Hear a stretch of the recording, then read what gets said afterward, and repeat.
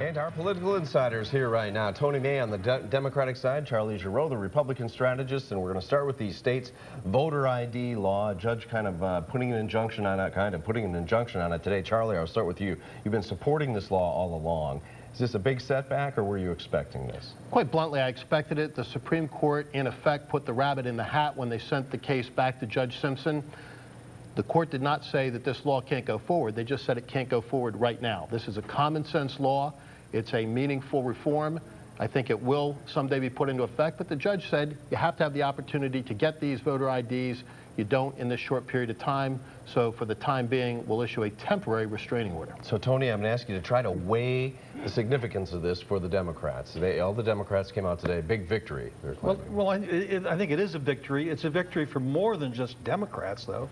It's a victory for any senior citizen who doesn't have a driver's license. It's a victory for any college student who doesn't have a driver's license. It doesn't matter which party. And I think it will help Democratic candidates.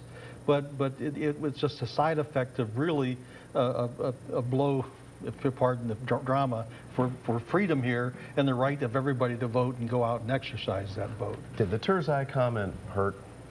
Well, the Turzai comment sort of gave the opposition an icon that they could point to, but quite bluntly, I don't think that's what moved the court here.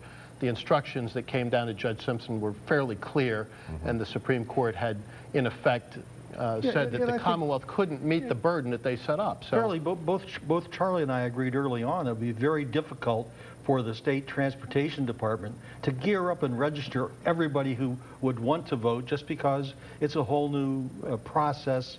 And maybe over time they'll get it ironed out. But the law itself wasn't found unconstitutional. Exactly. The law was not struck down. The law was not struck down. It's the time. And this is kind of a middle ground approach to things, which middle ground approaches generally don't make anybody happy. I mean, I heard this evening that both the ACLU and the governor's office are contemplating appeals to the Supreme Court. It must be a great decision. Everybody's going to appeal it. Well, what do they say about a compromise? Both sides walk away unhappy in that case. All right, I'm getting really excited about tomorrow night, the presidential debate. As these guys get ready, I'm sure you've prepared candidates, both of you have, for debates.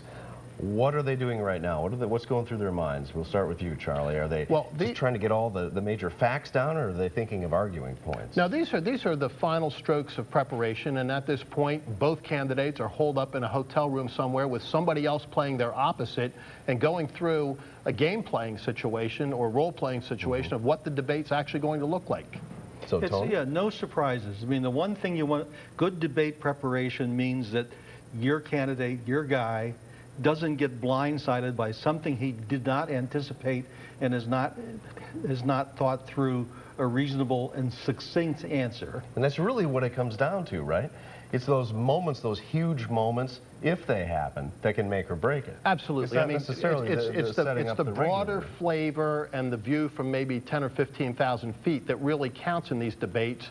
What's interesting, Rob, is that I believe that this debate will have more gravity than a lot of other debates have historically had. Typically, the first debate in a series is more important, but this year, for a whole variety of factors that we can discuss when we have more time, I think the first debate is more compelling. What's equally interesting is that generally the expectation game that's played is tamping down expectations, but the Romney campaign has clearly said they think that Mitt Romney is going to perform very well. They expect him to, so there's the challenge. If he does, I think the game has changed. The president's known to be very good in a debate situation, so as he goes into it, is he just going to be watching for not making that misstep? I think, again, no surprises, and the challenge for Romney is to figure out how he can lay a trap in some way for the president. Otherwise, his campaign is pretty much dead in the water. You really think it's a make or break? I think it is for him, yeah. You?